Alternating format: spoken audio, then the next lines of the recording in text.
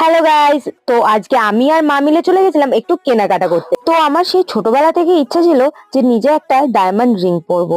তো কবে কোন ছেলে একটা ডায়মন্ড রিং দিয়ে প্রপোজ করবে তার অপেক্ষা না করে কিনেই ফেললাম আজকে। তো আমি গেছিলাম ক্যারেট লাইনের গড়িয়াহাট ব্রাঞ্চে, আর এখানে কালেকশন সত্যি হিউজ ছিল, and it's not a paid promotion.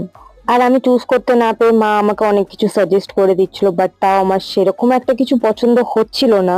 And টানা 2 ঘন্টা দেখার পর আমার অ্যাটলিস্ট একটা রিং আমার হাতের মাপের পাওয়া গেছে আর পছন্দ হয়েছে। তো যে রিংটা নিয়েছি সেটা ফাইনালাইজড করে টাকা পয়সা পেমেন্ট করার দিকে আমরা চলে গেছিলাম। অ্যান্ড আমার মা এখানে একটা ডায়মন্ডের নোজ পিন দেখছিল, মায়ের খুব পছন্দ হয়েছিল। অ্যান্ড তারপর কতগুলো টাকা খসে গেল, আর কি বলবো, দুঃখের কথা।